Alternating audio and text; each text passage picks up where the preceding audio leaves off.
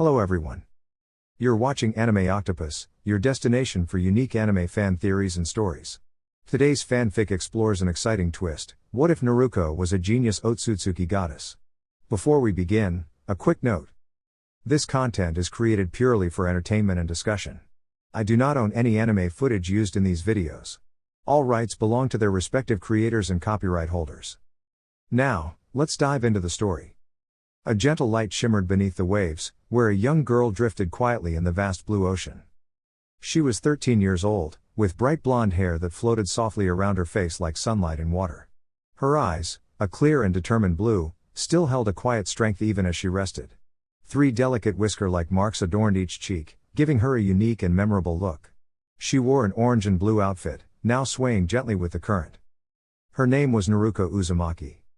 Moments earlier, she had been caught in a difficult and confusing situation with someone she once trusted. Hurt and overwhelmed, she had lost her strength and slipped beneath the surface of the sea. But even in that stillness, something within her refused to fade. Her spirit remained warm, kind, and hopeful. As she drifted, a soft glow began to surround her, forming a pure white cocoon of light. Inside this gentle shell, the water seemed to disappear, replaced by a calm and peaceful space. 3 graceful women appeared nearby, their presence radiating warmth and wisdom. The first had shimmering silver hair and kind golden eyes that glowed like sunlight. She wore a flowing kimono and carried herself with quiet strength. The second had long, elegant hair and soft, pale eyes that seemed to see beyond the surface of things.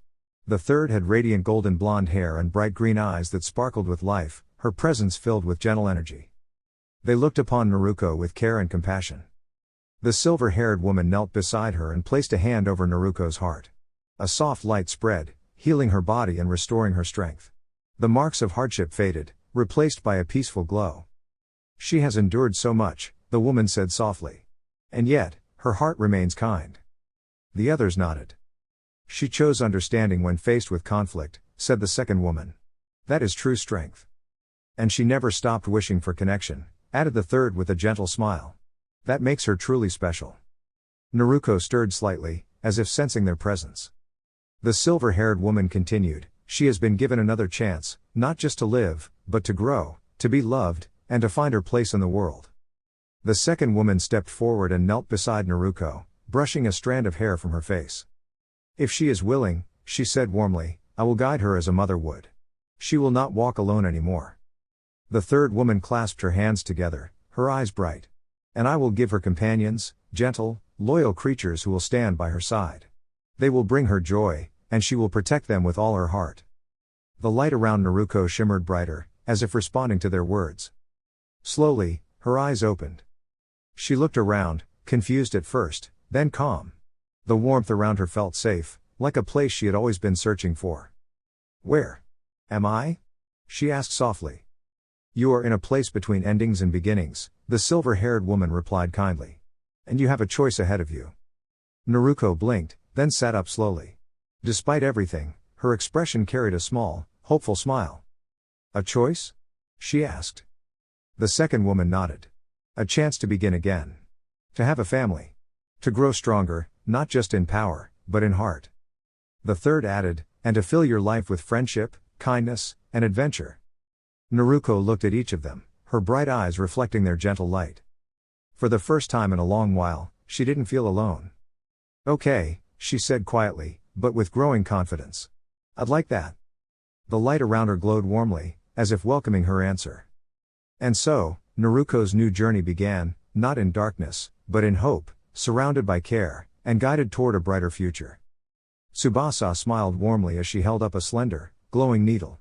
It shimmered softly, more like a beam of light than anything sharp or frightening. "With this," she said gently. "It has been blessed by Kamine and Izanagi Oji. I only need a small drop of your energy, and it will transform into something special, something that will help bring a wonderful change." Kaguya listened quietly, then rolled up the sleeve of her kimono with calm determination. "Please begin," she said softly.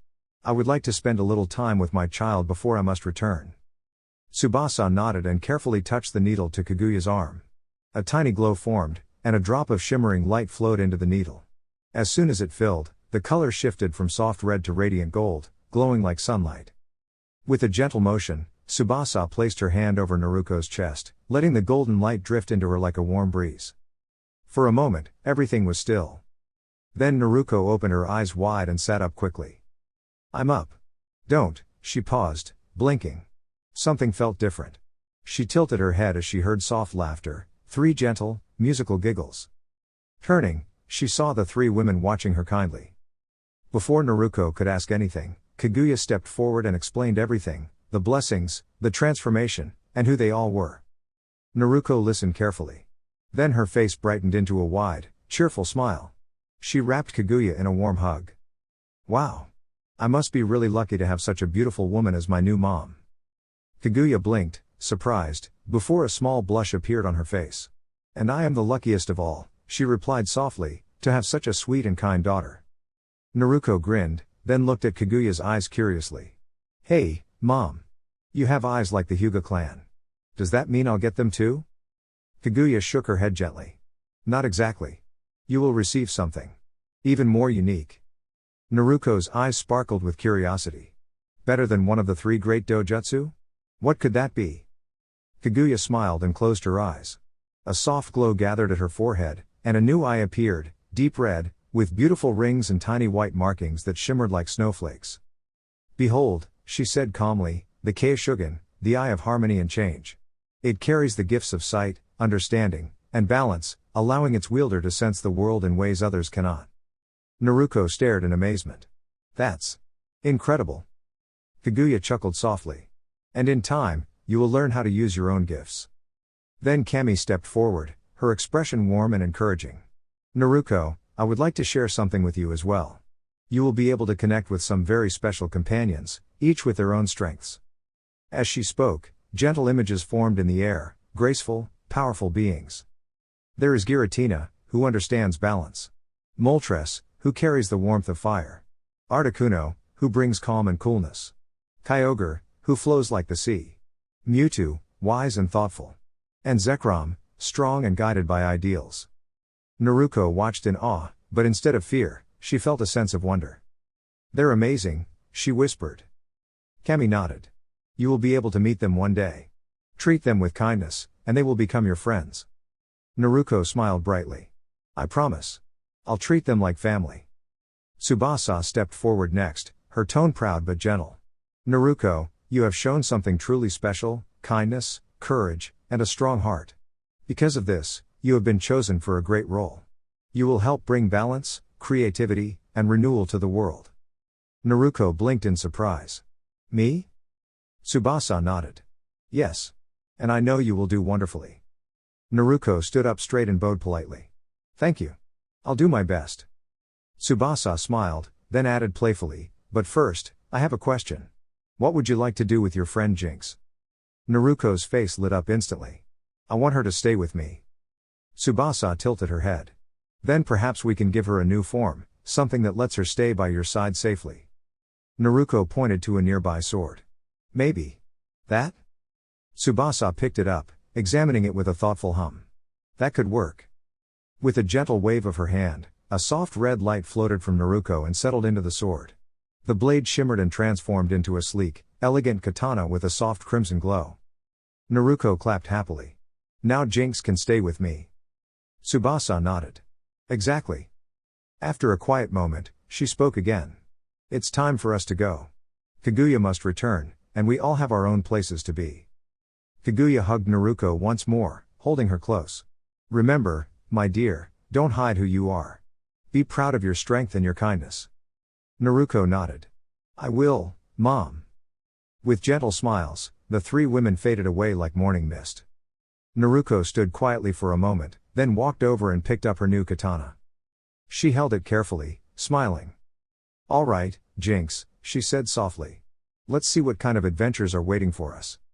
And with that, Naruko stepped forward, ready to explore a bright and hopeful future. Naruko closed her eyes, took a calm, steady breath, and gently released the shimmering shell of energy around her. As the cool ocean water embraced her, she focused on staying peaceful and brave. Colorful fish drifted past, and curious sea creatures circled nearby, making it a little difficult to concentrate, but also filling her heart with wonder. Deep within, she felt a warm, glowing energy began to rise, like a tiny sun lighting up her spirit.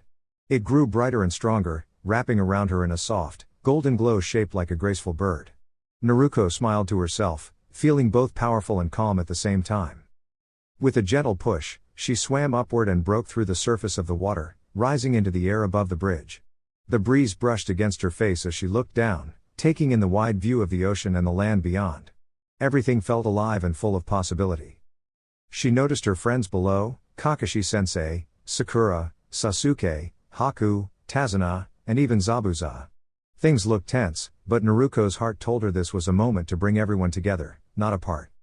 Floating softly downward, she landed gracefully on the bridge. Her glowing aura faded into a warm shimmer, and she smiled brightly. "Hi everyone," she said cheerfully. "Looks like I made it just in time." Haku blinked in surprise. "Naruko. Is that really you?" She nodded, placing a hand on her hip. "The one and only, with a few new tricks." Naruko turned toward Kakashi-sensei. "We've got visitors coming," she said gently, pointing toward a group approaching in the distance. "But I think we can handle this." Peacefully. Closing her eyes for a moment, she formed a series of hand signs she had practiced many times. Then, with a confident smile, she called out, summoning jutsu. Soft clouds of mist appeared, and from them emerged friendly, magical creatures, large, gentle turtles with sparkling shells and bright-eyed, playful alligators. They looked strong, but calm, like guardians rather than fighters. Naruko reached out with her mind, sending them a kind message: protect the bridge, guide the ships away, and keep everyone safe. The creatures responded happily, moving into action with care and purpose. The turtles sent powerful streams of water, not to harm, but to gently push the ships back toward the open sea. The alligators swam alongside, guiding them safely away. Back on the bridge, Naruko turned to her friends. "No one needs to get hurt today," she said. "We just have to stand together." Kakashi-sensei smiled beneath his mask. "That's a very Naruko way of doing things." Zabuza crossed his arms but gave a small nod. "Not bad, kid." Even Sasuke, though quiet, watched her with a thoughtful expression.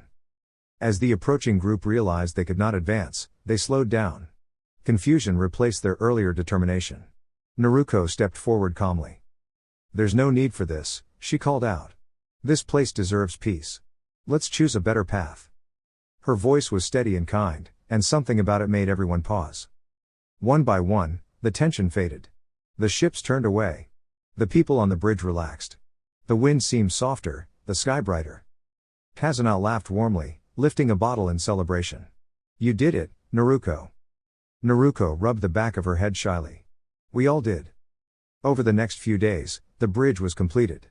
It stood strong and beautiful, a symbol of hope and unity. At its center was a statue, not of power, but of kindness and courage. Naruko stood before it, hands in her pockets, smiling quietly. "This is just the beginning," she said softly. And with her friends beside her, she knew that whatever came next, they would face it together, with heart, courage, and kindness. Naruko stood at the center of the great bridge, her long golden hair catching the soft breeze. The evening sun painted everything in warm colors, and the air felt calm and hopeful. In her hand rested Jinx, her trusted companion, glowing gently like a guiding light. Around her feet, instead of flames, there shimmered a soft aura, like sunlight dancing on water. Before her stood a newly built statue. It wasn't frightening or harsh, but strong and inspiring. On its arm was a large, carefully carved sea, decorated with tiny swirling patterns that looked almost like playful insects moving together. The people of Wave had chosen it as Naruko's symbol, a mark of courage, growth, and new beginnings. They had even made her new clothes to match. She wore a light purple jacket with flowing black flame patterns that looked more like art than fire. On the back, the bright orange symbol shone proudly. Her gloves were sturdy but comfortable, and her boots were tied neatly with purple laces. Everything about her appearance reflected who she was becoming, not a figure of fear, but someone others could look up to. Standing beside her, Kakashi Hatake smiled with quiet pride. On her other side, Haku looked at Naruko with warmth and admiration. A few steps away, Zabuza Momochi read the inscription on the statue aloud in a thoughtful tone. "This statue honors a hero who rose from hardship and brought hope to this land. She protects this place with courage and kindness. May all who walk here remember her strength and her heart." Zabuza let out a low whistle. "They really believe in you, Naruko. You've given them something to hold on to." Naruko scratched her cheek and laughed lightly. I didn't mean for it to become such a big thing. I just wanted to help. Kakashi chuckled. That's usually how it starts. Naruko turned and began walking off the bridge, her friends following behind her. A short distance away, Sasuke Uchiha and Sakura Haruno stood quietly. They looked a bit tired, but more thoughtful than before, as if they had learned something important during the journey. Haku glanced at them, then back at Naruko, smiling softly. Things had not always been easy, but they had all grown stronger, and kinder, because of it. As they traveled back toward Konoha, Kakashi casually opened his book, already preparing himself for whatever surprises awaited them. Zabuza walked beside Haku, wondering what their new life in the village would be like.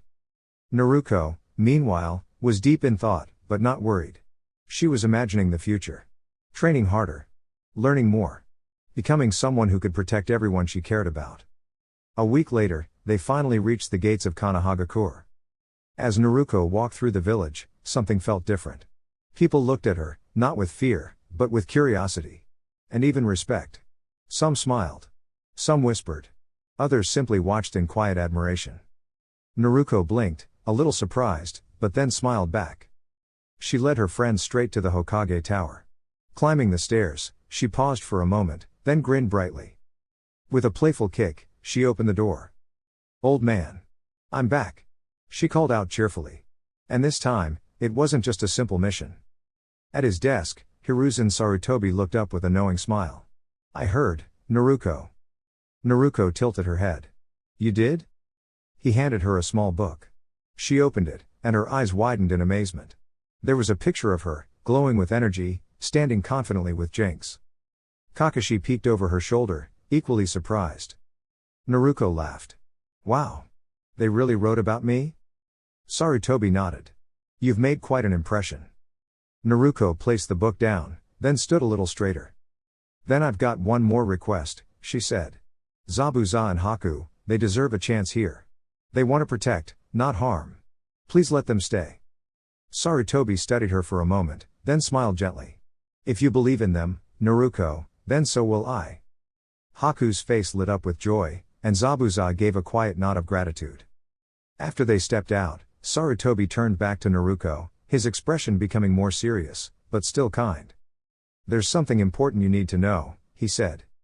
Naruko listened carefully. You're not alone in this world, he continued. You have a family, one that has been waiting to meet you. Naruko blinked, her thoughts suddenly still. A family? Her heart began to race, not with fear, but with something new. Hope. And for the first time, Naruko realized that her journey wasn't just about becoming stronger. It was about discovering where she truly belonged. The moment returned like a flicker of lightning, but instead of anger, it carried a rush of overwhelming feelings that Naruko struggled to understand. She felt a strange warmth building in her chest, like a storm of emotions trying to find its way out. Beside her, Jinx gently channeled her chakra into her blade, not in fury, but as if trying to steady herself too. Naruko closed her eyes and took a deep breath. She clenched her fists, trying to stay calm, reminding herself of all the lessons she had learned about patience and strength. Then the door opened. A group stepped inside, smiling brightly, their faces filled with hope and anticipation. Naruko's heart skipped. Something about them felt familiar, yet distant, like a memory she couldn't quite reach. She squeezed her eyes shut again, her emotions swirling. Kakashi, standing quietly behind her, sensed the shift in her mood and placed a gentle hand on her shoulder, offering silent support. A woman with kind eyes stepped forward, her smile warm and welcoming. Hello, Naruko-chan, she said softly. How have you been? The words lingered in the air. Naruko opened her eyes slowly. Instead of anger, there was confusion, deep and aching. She looked at the woman, searching for answers she didn't yet have. Please. Don't call me that like you already know me, Naruko said quietly. Her voice was steady, but carried a hint of vulnerability. The room grew still. Kakashi gave her a reassuring nod. Naruko, he said gently, it's okay to take your time. Naruko stood up from her chair, her expression thoughtful rather than upset. She walked toward the door and paused, her hand resting lightly on the handle. I need some air, she said, glancing back briefly. I'll be in the forest of death. Just thinking. Her tone wasn't harsh, it was calm, like someone trying to understand their own story. With that, she stepped outside and closed the door softly behind her. Inside the room, everyone remained quiet for a moment. The older man at the desk exhaled slowly. That girl carries a lot in her heart, he said thoughtfully. Kakashi nodded. But she's strong. Strong enough to face it. Just then, Anko appeared at the doorway, her expression alert but softening as she looked around. Is Naruko okay? She asked. She just needed some space, Kakashi replied. Anko smiled slightly. That sounds like her. She turned toward the door. I'll go check on her. Maybe bring some dengo. That always helps. The older man chuckled quietly and handed her a small card. Don't go overboard. Anko grinned. No promises. With that, she was gone again, leaving behind a room filled not with fear, but with quiet reflection. The man at the desk turned to the group who had arrived. I think, he said gently, it's time we all start being honest, with her, and with ourselves. And outside, beneath the tall trees, Naruko walked slowly, the wind brushing against her hair as if whispering that everything would, in time, make sense. Dear YouTube family. That's all for now. If you enjoyed the content, don't forget to like, share, and subscribe to the channel for more. Thank you for your support. Regards. Anime Octopus.